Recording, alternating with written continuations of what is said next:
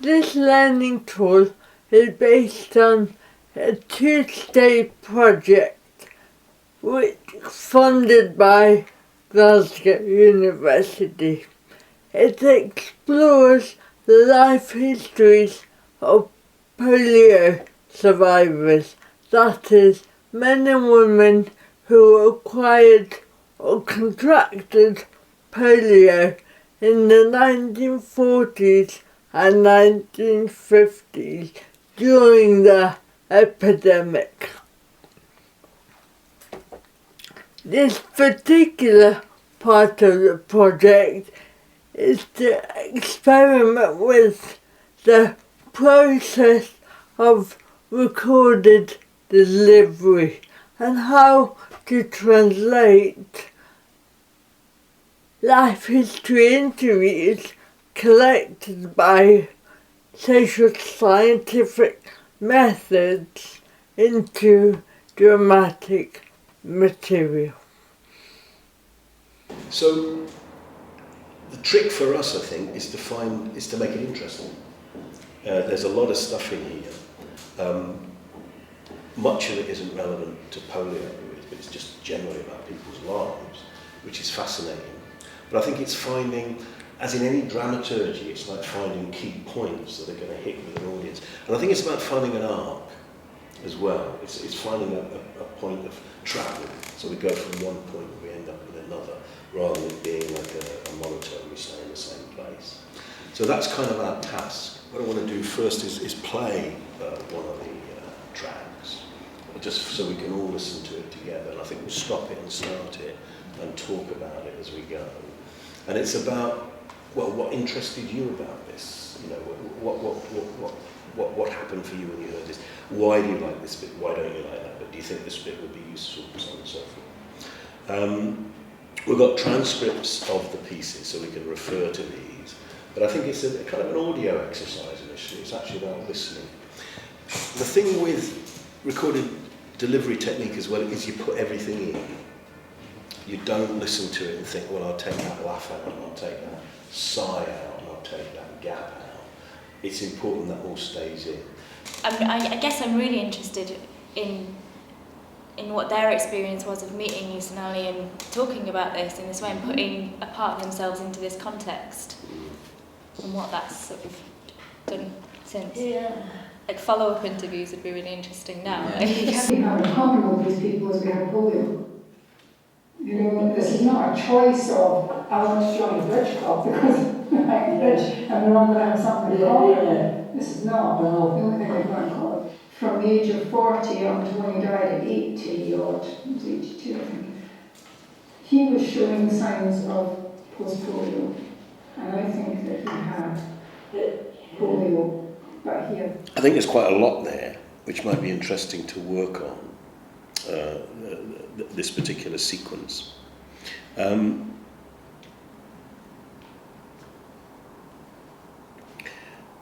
Would you be interested in doing Jessie? Yeah, definitely. Yeah. To be honest, I'm quite happy for Joe to do it. I'd do it, yeah. Yeah, seriously. Yeah, I thought you might say, I don't mind. Shall we cross it over then? We're going to have to play with... I haven't listened that carefully to either of the men, but that's okay. I mean, have you listened to Jessie very much? No, I listened to the men more because when I read what recorded delivery was about, I concentrated more on the men because I didn't know that crossover thing. Yeah. It was interesting. People still do it. The Tales from the MP3, they mix around. You know, sort of man did woman, woman did man, etc., etc. Okay. So I would listen until it says stop the tape, and then repeat it. Give me an example. Give me Jessie from there. I'll show you what I mean. I was an HR consultant and a fellow of that Institute of Personnel Management. But I couldn't cope with the working, the pressure. So I retrained You know, So I do that. it almost needs to be that rawness coming into your head, and you're kind of channeling it. I think channeling it's the best way to think about it. You know. And then maybe the more you listen to that woman's voice, you'll get. Just find a space and do it. Is that all right? No. Okay. I was late charging something. And I feel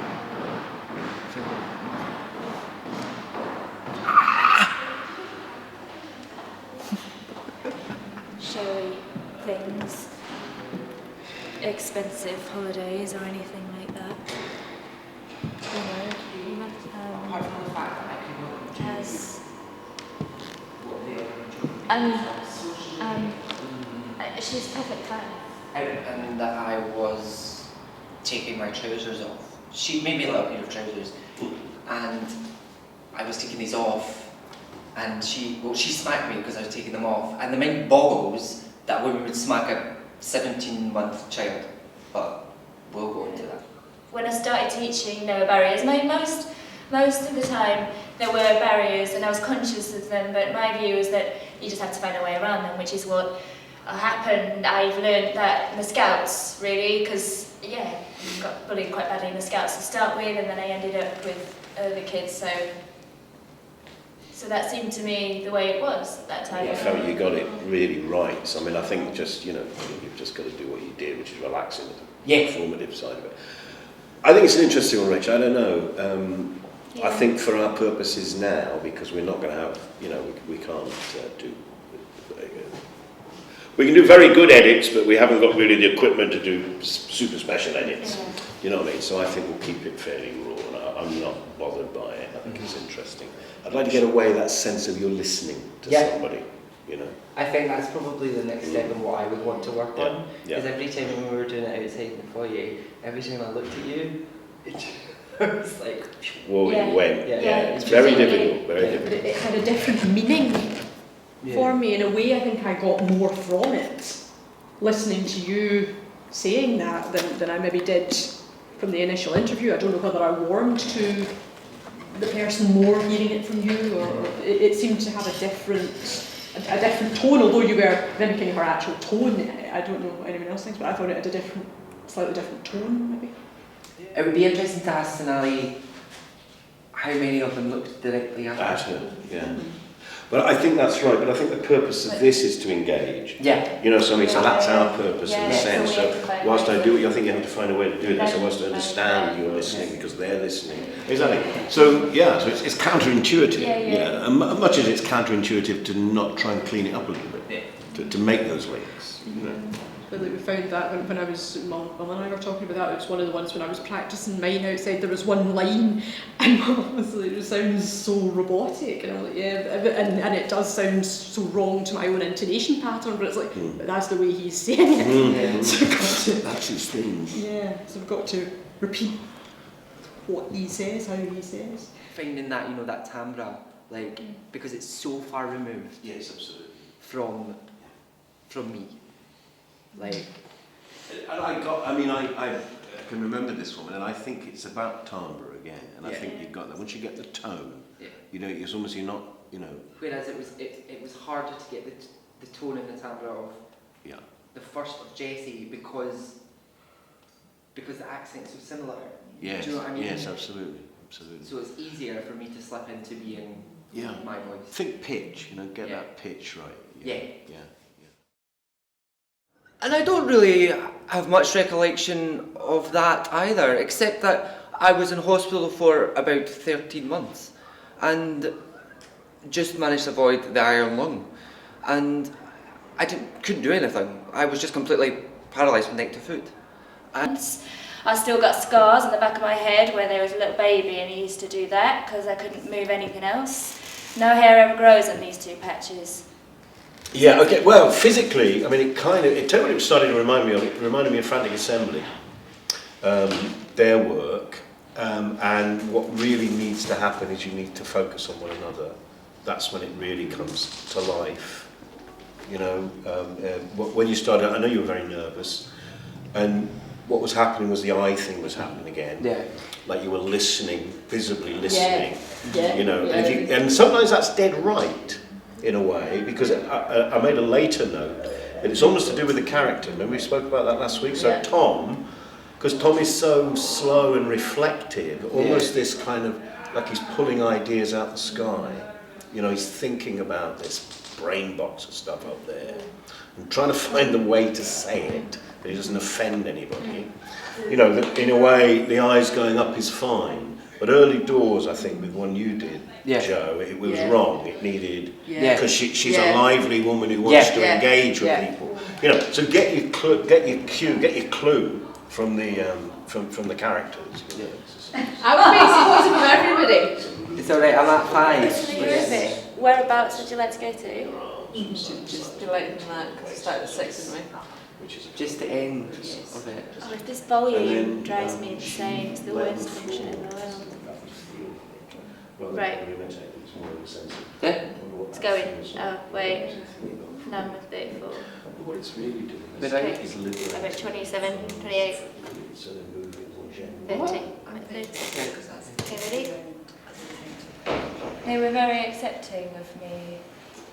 And I also did a lot of, quite a lot of acting on the stage. Because I could see that I would join in with that. We had to study a medieval language. I studied medieval German, and that was very interesting. To see the development of language over 1,000 years or more. It wasn't until the end of my first year at university I actually had sex with someone, and I was 20. That was my first girlfriend, who I lived with for 3 years. But she was a nice girl, but let's put it this way, everyone had paired off in our geography department according to their levels of attractiveness, and she was at the lower end of her, so was I. So I felt, I don't know, I think I felt I was selling myself short. Beautiful. And then the very last one, I really liked what you did around, again, you just did a bit of the arm gesture and then there's something happened through your body, you just did a kind of, joints, not muscles. I just thought it was a lovely, lovely subtle moment of physicality. And then that's it. Honestly, I couldn't walk properly, like normal people. But now, I'm much more limited in what I can do. I studied French and German, and I mean, the college that I went to was a very sporting college. Everyone did sport and various things, so I wondered how I could join in. What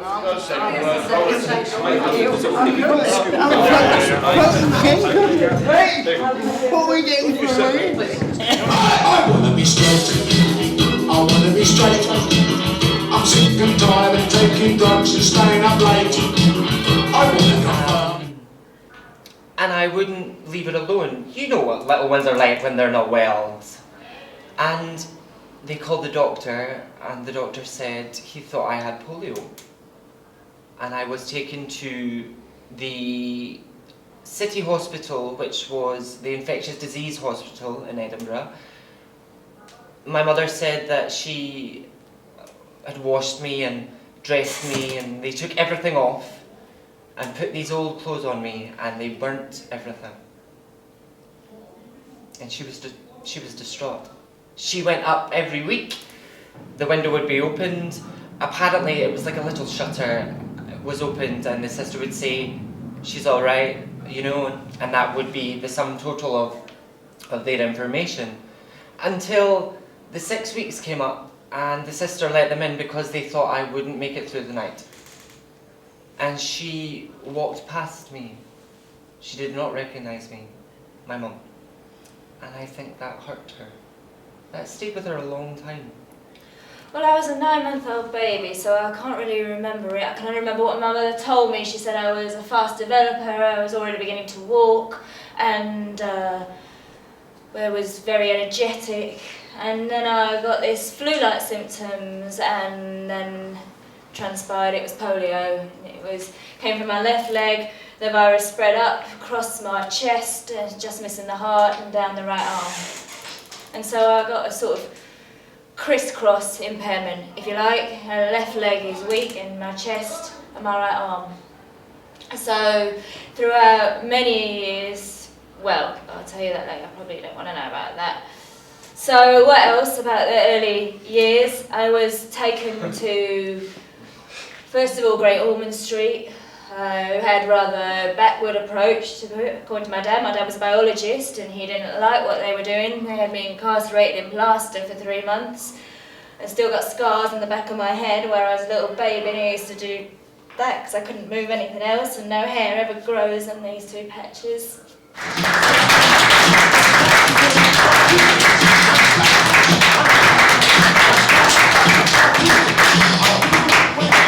Great, the idea of just changing the gender, you know, not necessarily, because that helped you to realise it doesn't matter.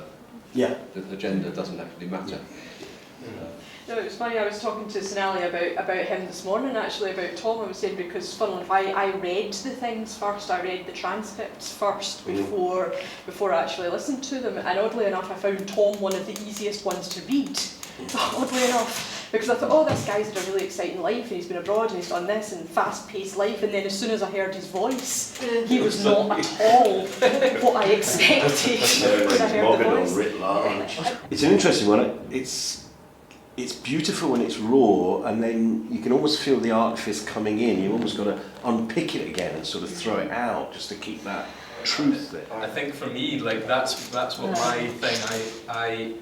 I love the ambiguity of not necessarily knowing what the questions could be, and that made me as an audience member be creative and have to work to figure out what that is about.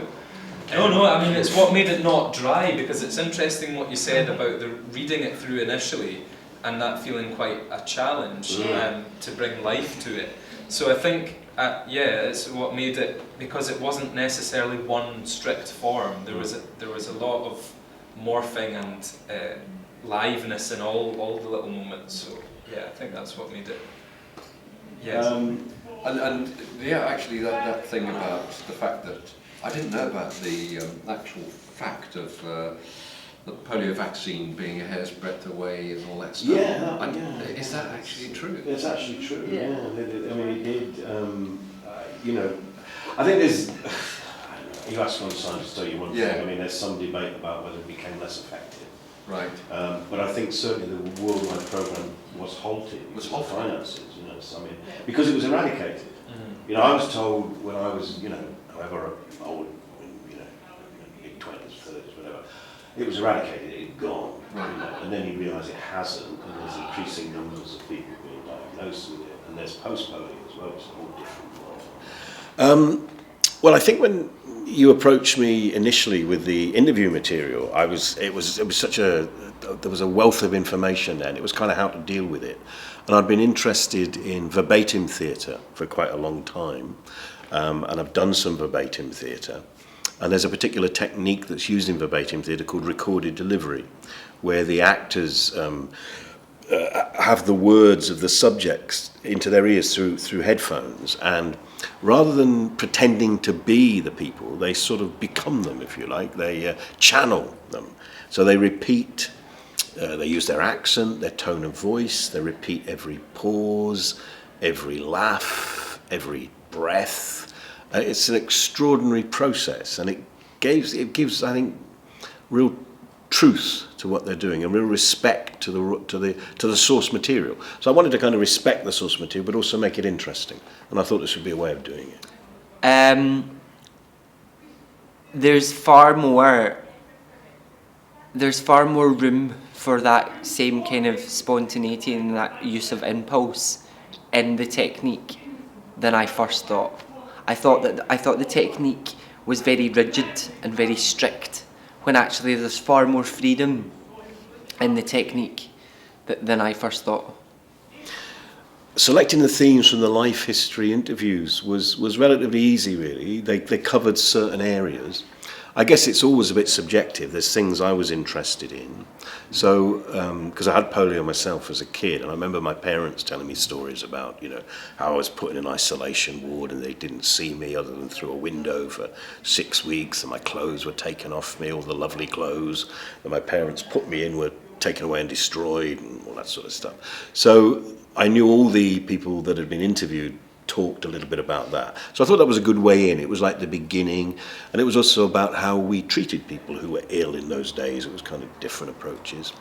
I wanted to tell the story of these people and their lives, really. I mean, that there needs to be a narrative arc, I think, to keep the audience interested.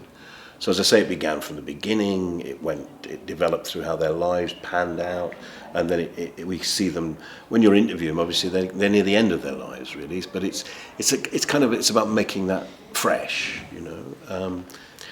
What really worked for me from these 2 days, I think, was the power of the storytelling. That when I first looked at the raw data, the transcripts of the interviews, to be honest with you, they felt relatively uninteresting, you know. And even hearing the people's voices, it was okay, and I could see bits here and bits there that were interesting. But I thought, oh, this is going to be a hell of a job. But actually, once you put it on the floor using this technique, you very quickly get to know these people, and you realise, like, everybody, they've got massive stories to tell. We're all fascinating human beings. And it's very revealing, these interviews, and people reveal a lot about themselves. So in a way, what's not to like? I mean, it's absolutely fascinating. We like hearing about other people and their lives, you know.